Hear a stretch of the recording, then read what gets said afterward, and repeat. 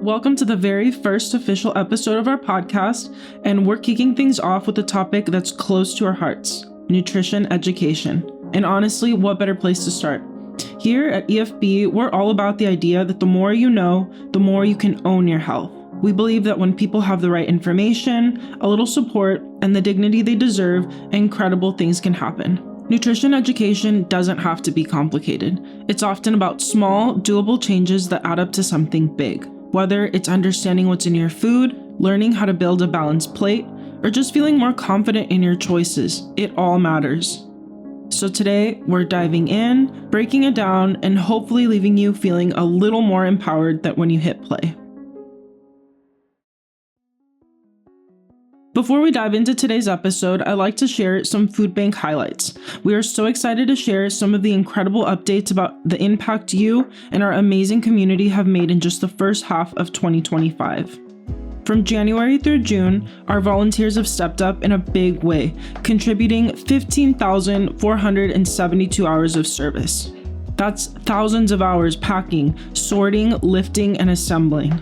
And thanks to that hard work, we've been able to distribute exactly 929,661 pounds of fresh produce and 2,041,743 pounds of non-perishables. That's food on tables, bellies full, and stress ease for families all across San Joaquin County. Our on-site pantry welcomed 66,238 visits. And through our Golden Hearts program, we delivered 8,263 food boxes directly to homebound seniors who need it most, straight to their doors. But here's the thing, these numbers aren't just numbers. They represent households finding stability, families sharing meals, and seniors feeling cared for, and neighbors in low-income housing communities getting the support they deserve. They're stories, moments of relief, and proof that when people come together with purpose and heart, amazing things can happen.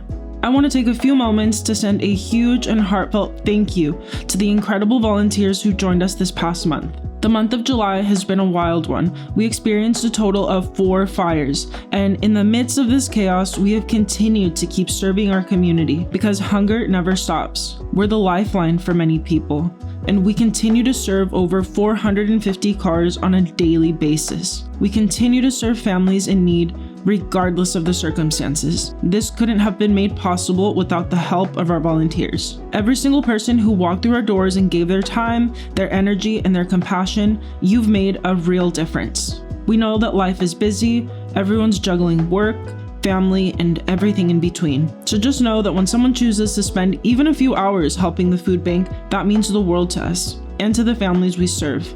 Because every box packed and every bag handed out contributes directly to feeding a household.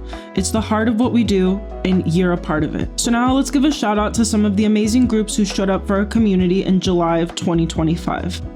A huge thank you to the students of Tokay High for stepping up and getting involved. Next, we had an incredible team from Amazon, so thank you for bringing the energy and jumping right in. A huge shout out to Greater Valley Conservation Corps. We're lucky to have your partnership.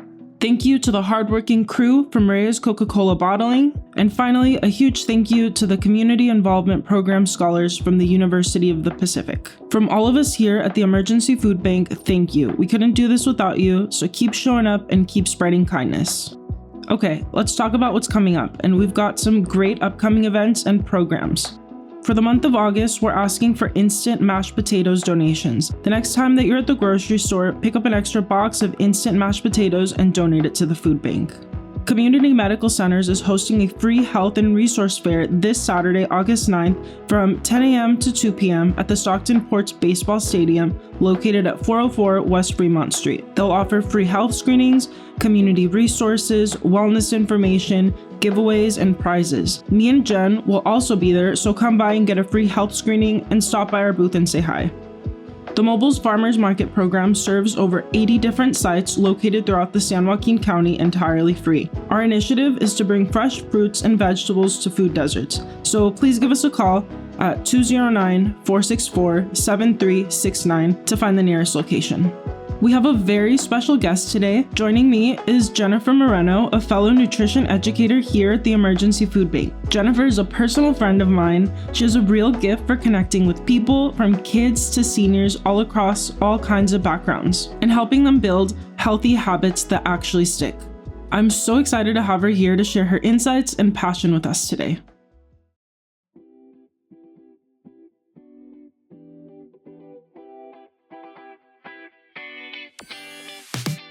So welcome to the show, Jen. How are you feeling today? I'm feeling excited to be here.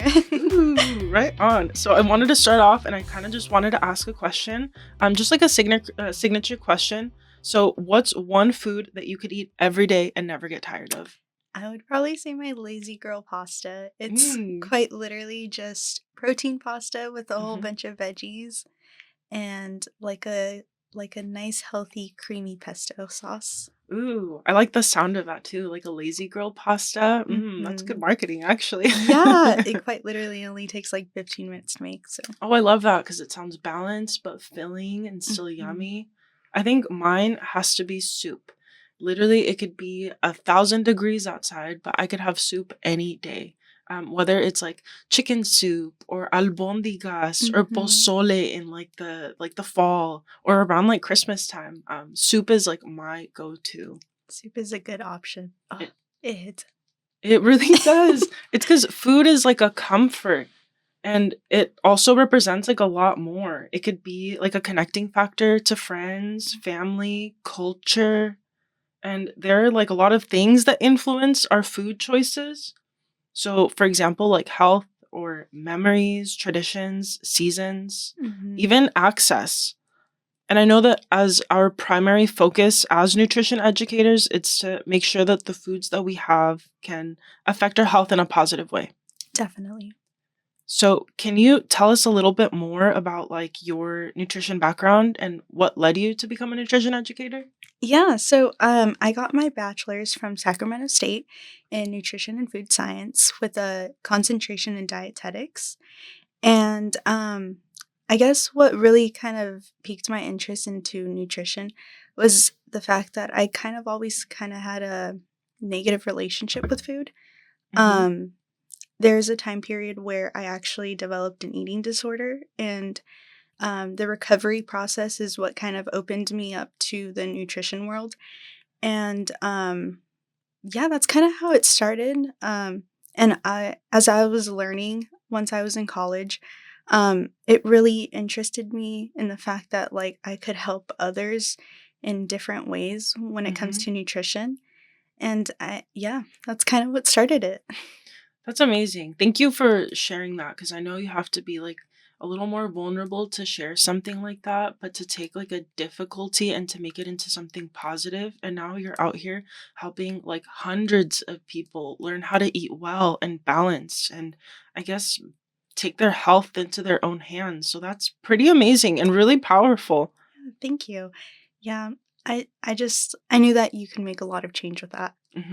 And I've seen it. I've seen what you could do. I've seen your work and the impact that you have on our community through like our workshops or even at like, I guess like our cooking demonstrations. Can you tell us a little bit about what a nutrition educator does, just for the listeners or people that don't know what we do? Yeah. So we start off, well, some of the stuff that we do, we go out to mobile farmers market. We do our little cooking demonstrations, kind of show people how to make quick little recipes, whether it be like a breakfast item or a snack item. And then we kind of just give like background information about like what are the benefits of like consuming that. And also, let's see, we also do presentations for our workshops, whether it be a specific health-related topic or just kind of anything that piques anyone's interest. I think one aspect of it is also asking our community members what they want to learn about and kind of developing presentations on that so that we know that we're hitting the right topics. Right.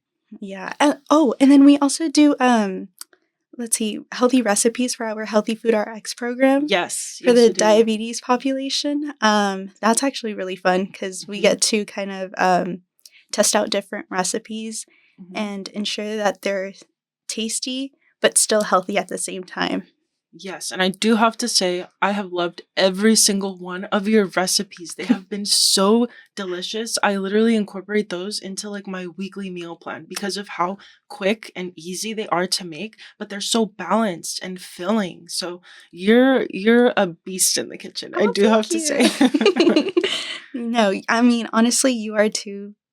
I feel like both of us kind of have different, I guess, different ways of making certain things, Mhm. and they both come out so delicious. Yes, it's really awesome when we get feedback, even Mhm. then, from like participants at like the Mobiles Farmers Market or like the Healthy Food RX program. When we get like that feedback, like, oh, yeah, that recipe, it was so good. I'm incorporating it now into, making it like a healthy dessert for my family. So it's really cool. And it's Yeah, awesome to see. That is really one of the fun parts of, I guess, being a nutrition educator. definitely. And oh, I forgot to mention also like make little like workshops for Hmm. kids for our Building Better Habits program too. Yes, That's a fun one yes. too. We get to work with little kids. Yeah, definitely, and it's so fun. Can you tell us a little bit about like your last group of kids that you had at the Building Better Habits? Yeah, so I actually created a curriculum for the Building Better Habits program. It Mhm. was a summer camp that we did. We've never had that before, so it was Mhm. super fun creating that program. And I basically try to incorporate basic nutrition, Mhm. and I even incorporated like a little gardening day so Mhm. to teach kind of kids about like just basic like gardening skills and how like plants grow and what Mhm. goes into making the plants come into fruition. Mhm. So that was fun. The kids were super engaged the whole entire time. I learned that they want to be super hands-on when it comes to making the recipes. Definitely. So it was fun to see the enthusiasm. Mhm. It was a really fun week. I Yeah. saw that the kids learned a lot and they love being interactive. So the Mhm. more that you involve them in the kitchen, I know that that in and of itself builds those healthy habits. So they help with their parents, help with making like I guess like meals for the week with their parents. So it was awesome to see and really fun. Yeah, I had a lot of fun, and honestly, thank you so much for the help too. Yeah.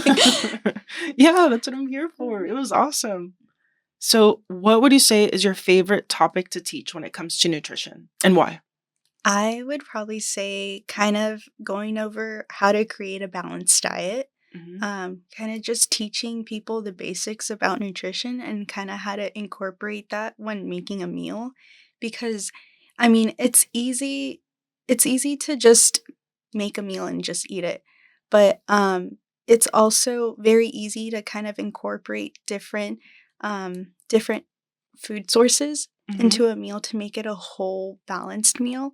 And it's also super fun kind of asking people, "Hey, what's your favorite meal?" And then if I notice that it's not completely balanced, like it doesn't have all the food groups, I'm Mhm. like, "Oh, have you maybe tried to add maybe more veggies or maybe incorporate fruit in like a specific way just to make it super well-rounded?"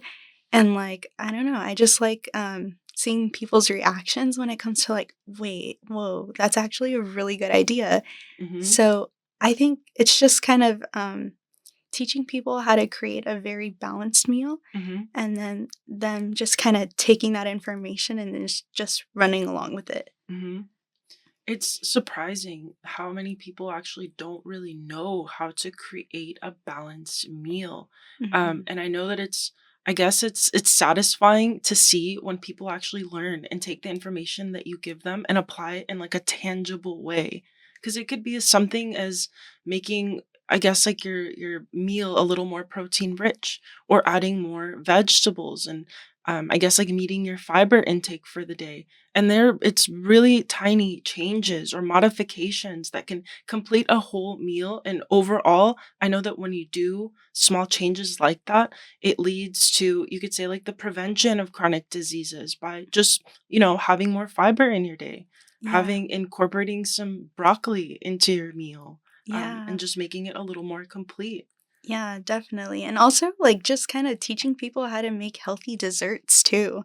Oh, Like yeah, that's a big one. yeah, that's a definitely a fun one because people are like, "Wait, what?" Hmm. And it's like super shocking or it's super I guess, satisfying to see, like, that excitement in people's faces whenever you Mm-hmm. tell them, like, "You can still have that, you can just make it a little healthier, and then Mm-hmm. just enjoy your dessert."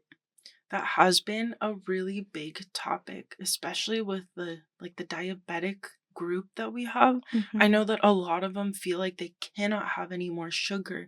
Or even at our workshops too, people are like, "Wait, so does that mean that we have to give up sugar entirely?" Like, no, you can modify them, but Mhm. incorporate more fiber, or you can add fruits to your dessert, or there are even sugar substitutes that you can have, or Yeah. utilize more, I'd say, like fruit-based desserts. Mhm. I know that you recently created, it was a recipe for July's mobile farmers market. It was like the recipe of the month, Mhm. and you made it was an apple pie chia seed pudding. Can you please tell us a little bit about it? It was so good. It tasted just like Yeah. apple pie. It No, literally, it tasted exactly like apple pie. It basically had the apple pie topping. Hmm. The only thing is, like, I didn't use a lot of sugar. Actually, I didn't use sugar at all. I used Hmm. 100% maple syrup. Hmm. And then for those of you who don't know, maple syrup is actually more beneficial to you than using like regular table sugar, Hmm. just because it doesn't have as many carbs, as many calories, and it's Hmm. not as sweet.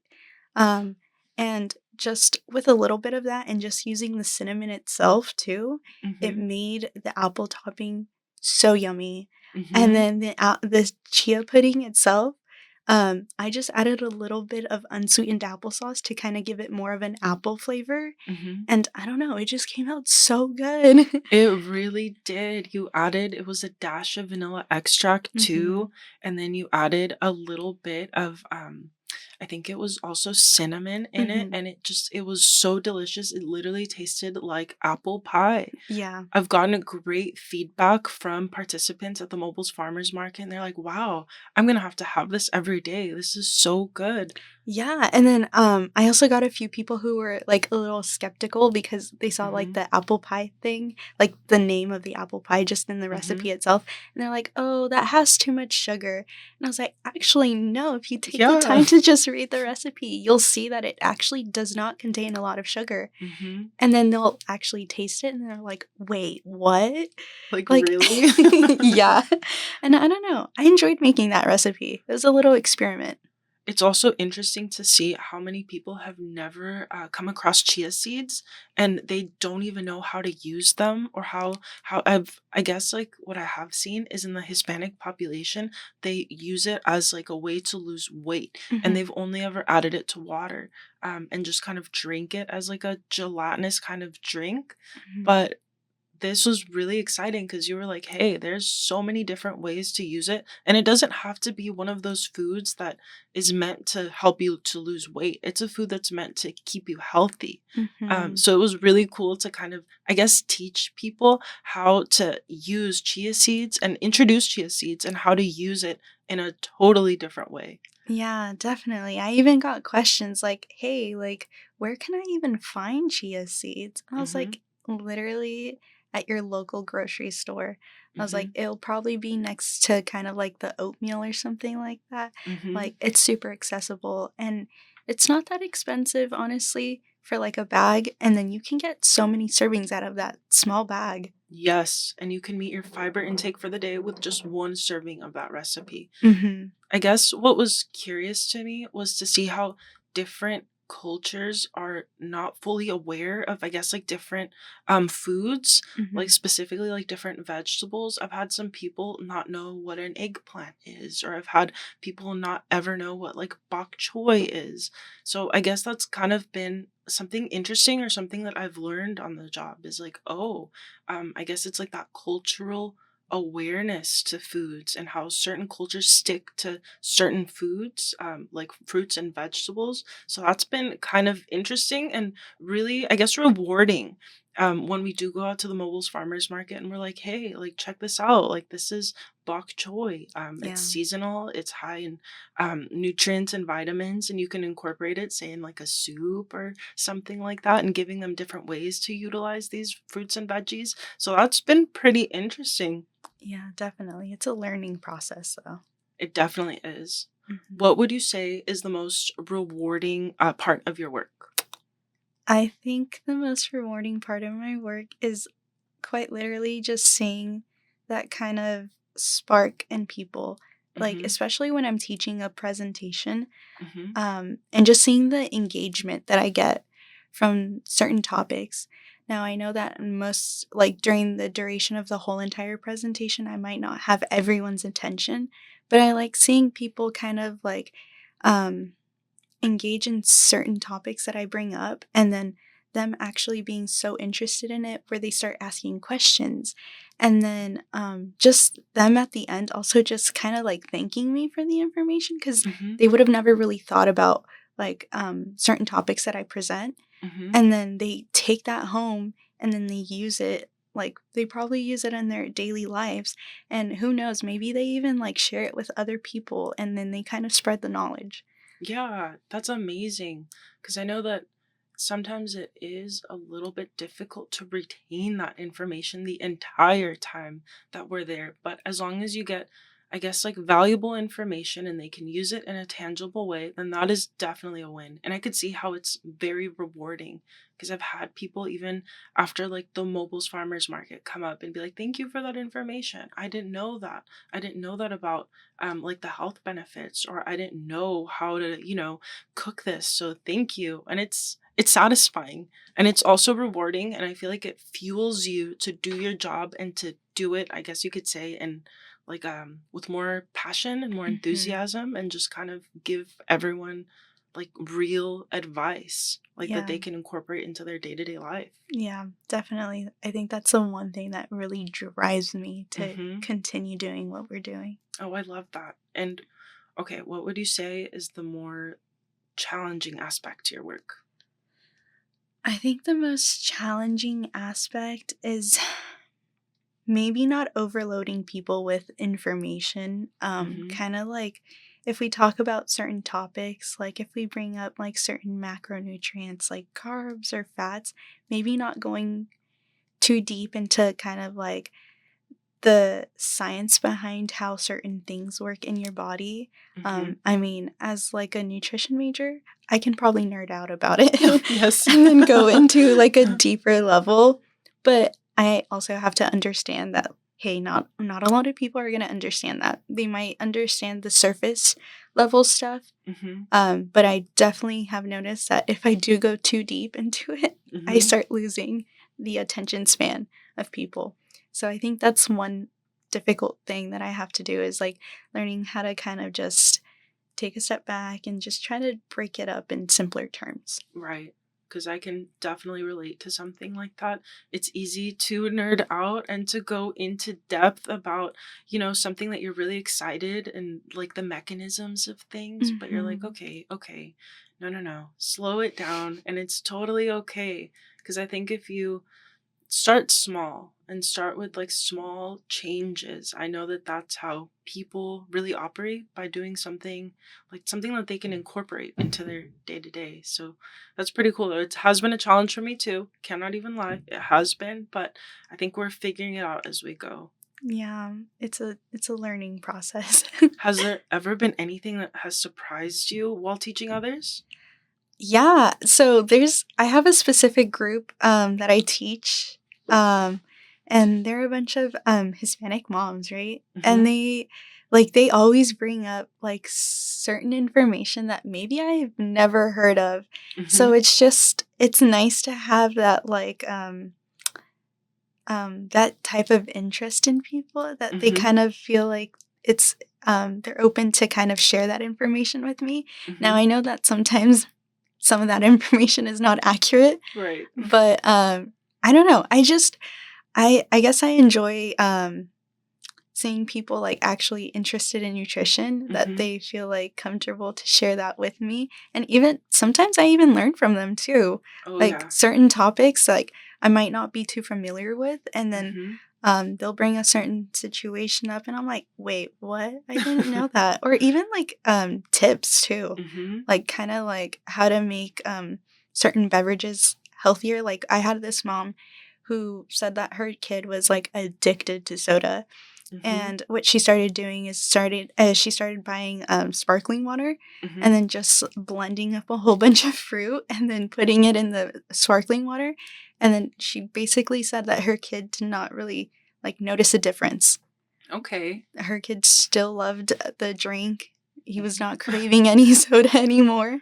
So I guess that's a cool thing. That's pretty amazing because you really can learn from others. You can learn from anyone. Mm-hmm. Even like at my workshops too, some people will make suggestions. I had one guy, he was like, "Here, this is my recipe for a healthy ranch." And instead of like mayonnaise, he used Greek yogurt. I'm like, "Wow, that's a great alternative. Let me write this down. Hold on." Mm-hmm. Because you can really learn from everyone.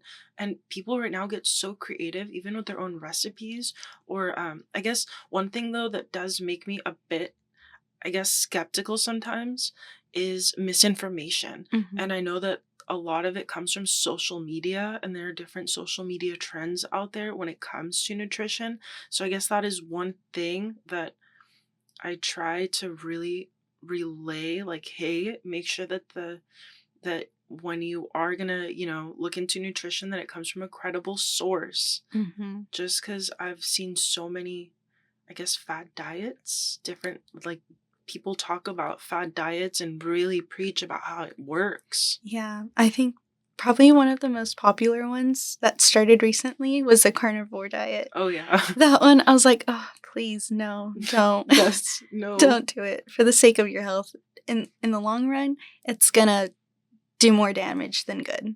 Yes, and I guess it's kind of, this is why we're out here though. We're combating misinformation because I know that social media really does have a huge influence. I've seen it on juicing or the Mm-hmm. keto diet. And I know that the keto diet can be, if it's, prescribed to by your doctor or your registered dietitian, then go ahead and go for it because you had the A-OK from a medical professional.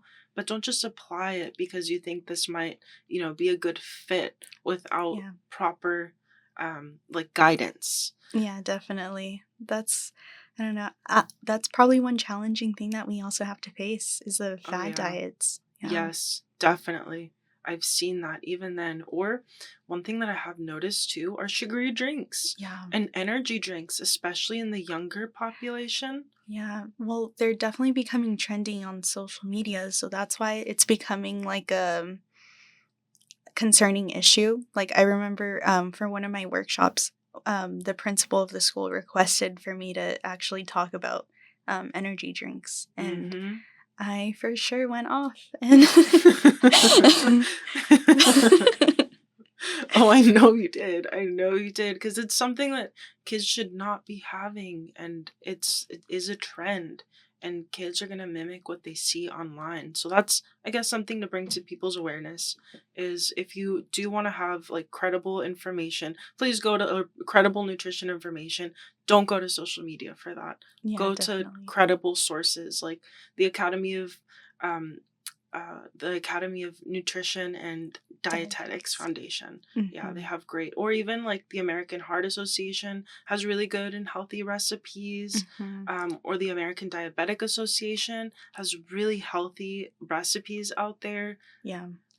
I personally I like to use all those sources, and also for recipes I follow a lot of dietitians. Mm-hmm. So I also like to get some of my recipes or like inspiration in general from a whole bunch of different dietitians. Yeah, because most of their recipes are balanced.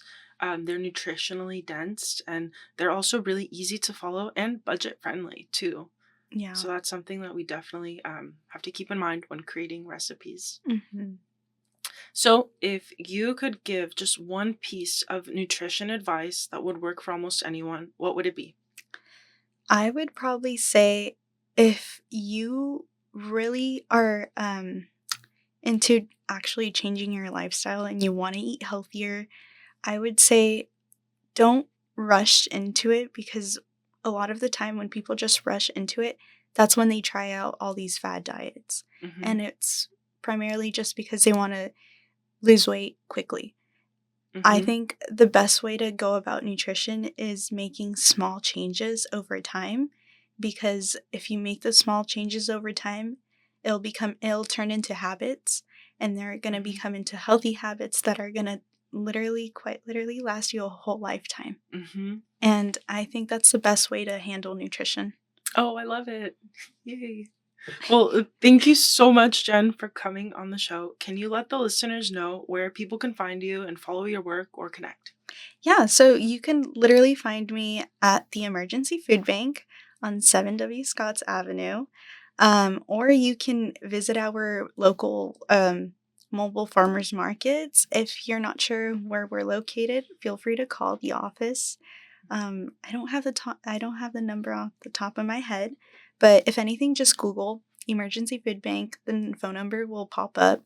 And even if you want to talk about nutrition too, just go ahead and call and then just ask for me. My name is Jennifer. Just feel free to call. Awesome. Thank you so much. Yeah, of course. Thank you for having me.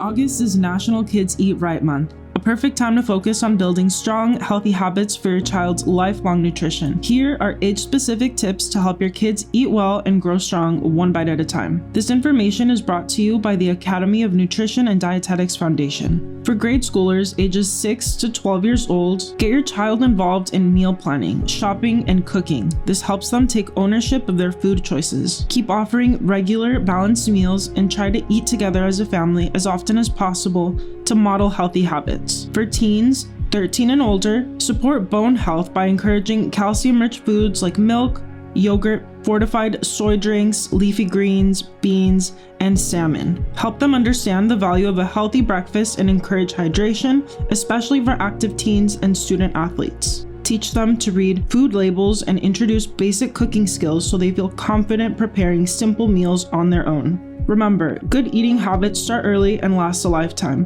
Whether your child is just starting solids or packing their own lunch, these small steps go a long way in building a healthier future.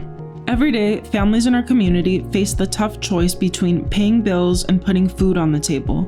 But together, we can change that.